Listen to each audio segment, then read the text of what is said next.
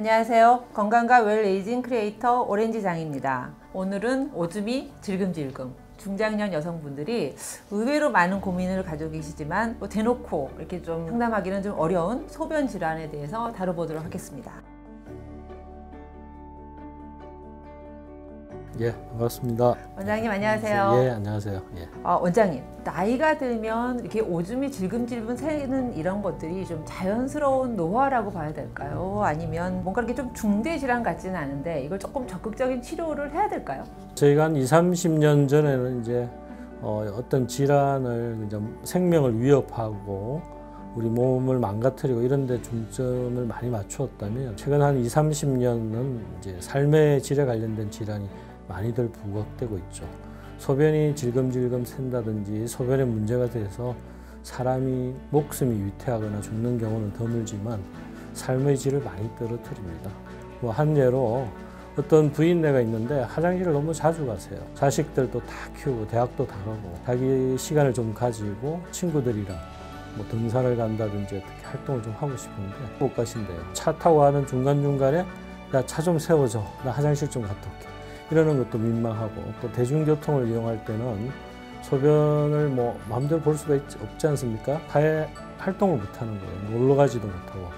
그러다 보니까 외부 세계하고 단절돼서 집에만 있게 되고 안 그래도 여성들이 이제 폐경이 오면 약간 무드도 깔아앉고 우울증이 오는데 이런 소변 증상과 함께 더불어 더 우울증에 빠집니다. 그래서 이런 소변으로 인해서 악순환이 되는 거죠. 그래서 어떤 악순환의 고리를 누군가 끊어줘야 되고 어떤 단계에서 끊어줘야 되는 게 소변 문제를 해결해주는 그런 것이 첫 걸음이 되지 않을까 생각이 됩니다. 원장님, 이게 질금질금 소변이 새는 이 질환이 이렇게 뭔가 한 가지인가요? 먼저 일시적으로 단기적으로 소변이 새는 경우는 크게 이제 제일 흔한 것이 방광염을 들 수가 있겠습니다. 우리 여성은 일생 중에 5명 중에 1명은 방광염을 걸립니다. 그래서 방광염은 말 그대로 방광에 어떤 세균이 들어와서 염증이 생긴 그런 경우입니다. 그래서 이것은 중장년뿐만 아니고 나이가 젊은 분도 생길 수가 있고 그래서 세균성 방광염이죠. 방광염이 걸리면 소변이 아프거나 또 화장실을 자주 가고 심한 경우는 오줌이 급해서 새기도 하고 그렇습니다. 이런 방광염의 하나 예전에 진료실에서 재미있는 이야기가 뭐가 있냐면 어떤 이제 신혼부부가 신혼여행 갔다 왔어요. 근데 이제 장모 되시는 분이 사이를 손만 멱살을 안 잡았지 거의 멱살 잡듯이 험악한 분위기로 와서 저한테 하시는 말씀이 선생님 우리 딸은 남자 관계도 없었고 깨끗하던데 신혼여행 갔다 와서 소변도 질금질금 흘리고 피오줌 나오고 아프다 그러는데 이 우리 사이 놈이 더러운 놈이 틀림이 없다. 말을 막 하시더라고요. 그래서 내가 웃으면서 일단 아니라고 이제 하는데 이게 이제 영어로 이야기하면 허니문 시스타이티스라고 그러죠. 미로혈성 방광염. 그래서 제가 그 어머님한테 따님이 그동안 성경험도 없고 또 이제 혼사를 치른다고 스트레스도 받고 그러면서 첫 관계를 하면서 그것이 자극이 되어서 방광염이 걸린 거라고 이렇게 설명을 해드리니까 상당히 무안해 하셨는데 여성의 질하고 요도, 방광, 항문이 상당히 가까이 있죠. 균이 질 쪽으로 들어올 수도 있고 우리 몸에서 이제 자체 방어 능력이 있는데 예를 들면 이제 우리 질에 락토바실라이라고 하는 유산균의 일종이 질에 있죠. 근데 그게 이제 균을 못 들어오게 질을 약 산성을 유지하는 그런 역할을 하는데 이제 그런 게 너무 피곤하거나 어떤 외부적인 자극에 의해서 그런 균 밸런스가 깨지면 방광염이 걸립니다. 균을 죽이는 질 세정제 이런 걸 쓰면 방광염이 잘 걸릴 수가 있고요. 그리고 이제 제일 중요한 것은 스트레스를 안 받아야 되죠. 또 하나는 방광염 말고 이제 이런 질환 중에 하나가 내내에서 소변이 찼다는 걸 인지하고 자 화장실 가서 소변을 보기 위해서 이제 방광을 수축시키는데 이제 방광을 이제 수축할 때 어떤 방광 수축하는 물질이 나옵니다. 이제 나이가 드시게 되면 이런 물질이 이야기하거나 어디 영화를 보거나 이럴 때도 분비가 살짝 되면서 소변을 볼 때처럼 강력한 양은 아니지만 아주 미세한 양이 분비가 되니 방광이 이렇게 움츠라는 겁니다. 그래서 자꾸 소변이 마렵고 또 심한 경우는 찔끔하면서 오줌이 흐르기도 합니다.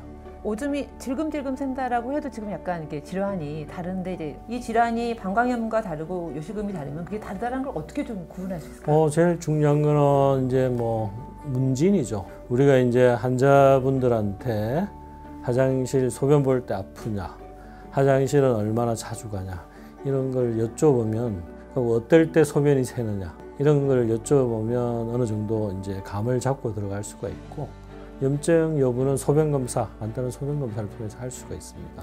이제 오줌이 질금질금 샜을 때 어느 병원으로 가야 될지 네. 에 대한 고민이 물론 되게 저한테 클 것 오시면 같거든요. 되지만 저희 과가 이제 비뇨기과, 비뇨학과 그러는데 비뇨라는 게 졸졸비자 소변뇨자입니다. 그래서 소변에 관련된 질환, 암도 있을 수 있고 기타 소변하고 관련된 여러 가지 질환을 다루는 과가 비뇨기과가 되겠습니다. 소변을 만드는 콩팥, 우리가 신장이라 그러죠.